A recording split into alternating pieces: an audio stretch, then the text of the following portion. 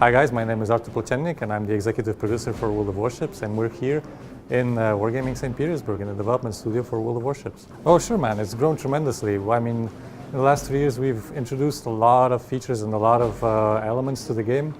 Things like game modes, we started off with 2 when we released. Now we have 6 game modes, specifically for competitive players and also for PvE players. Depending on what you want to focus on, we have that introduced into the game right now.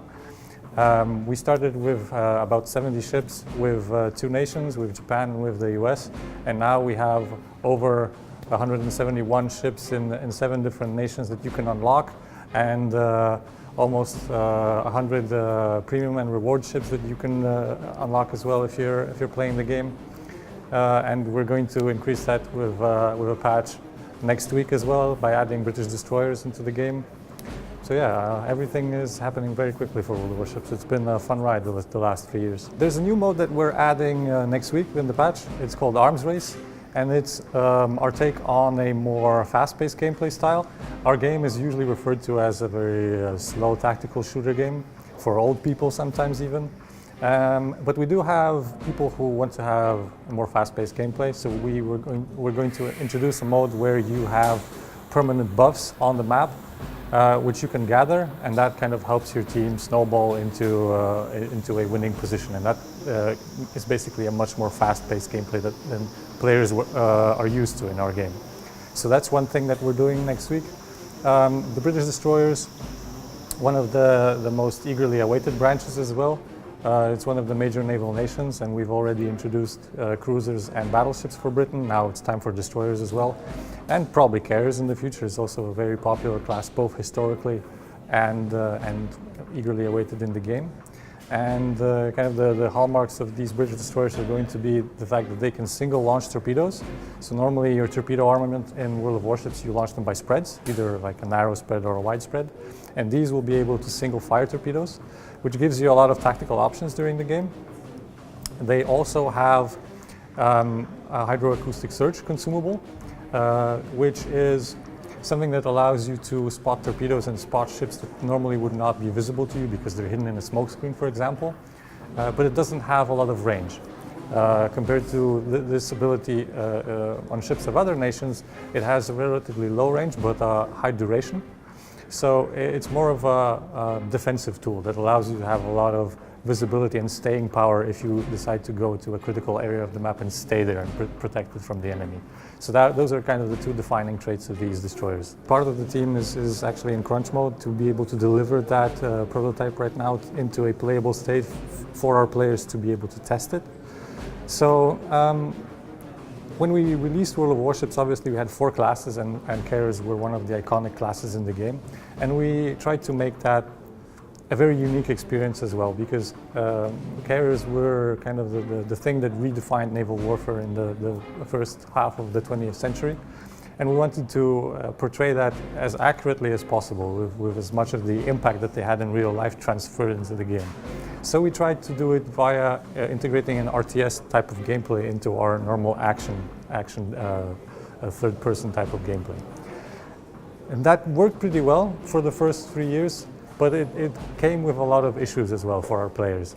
It came with a huge skill gap because this RTS type gameplay was very, very hard to learn, and still is very hard to learn and master because of the amount of actions that you need to do, which are incomparable to the normal slow-paced gameplay of other classes in the game. And because of that, because of the ability to control multiple air squadrons at the same time and be able to send them anywhere on the map, it came also with a lot of control and a lot of agency. Normally this is fine for a player to have that because you want to have more control over the battle, because that's a feeling that you want to have when you're playing a game. But there was too much of that, and to the point that one good carrier player was able to completely dominate a whole team of 12 enemy players, and this is ultimately not something that we want, because it's not a good experience for the whole enemy team, and ultimately also your team of allies, because you take some of the fun away from them as well by just being super awesome.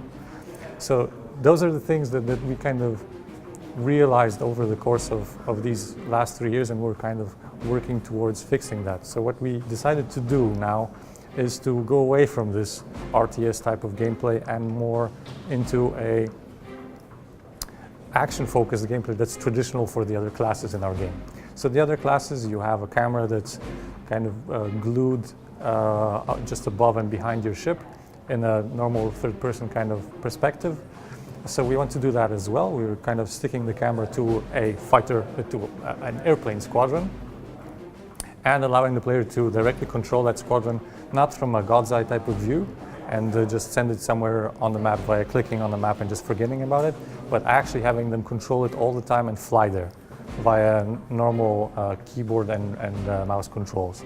So you'll be directly taking control of an airplane squadron, and then you'll have to directly fly through enemy A defenses, avoid flak, and kind of make a decision whether you want to have more risk when you're attacking an enemy ship by kind of flying through that flak and having potentially being rewarded with higher damage numbers, for example, that you can deal, or evading that flak and preserving your plane so that you can keep harassing your enemies and keep attacking over and over again to score damage numbers that way.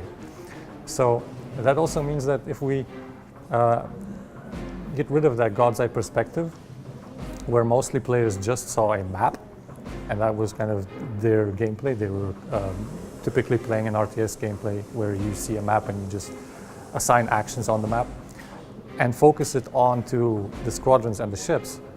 Then it becomes much more cinematic and much more interesting, because you kind of have the feeling that you're replaying Pearl Harbor, the movie, for example, where you are the planes and you're flying through the A defenses and you're dropping bombs directly onto a ship, even to the point that when you do an attack run with a dive bomber, you have that feeling that you're diving onto a ship and it's getting closer and you're flying through the enemy flag.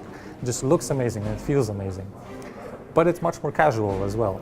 So you will not have that kind of huge skill ceiling and huge skill floor as well. So it will be much easier, I think, for players to comprehend. And it's going to be much closer to the controls and to the feeling that they have when they're playing other classes. So it's going to be much easier to transition between them as well.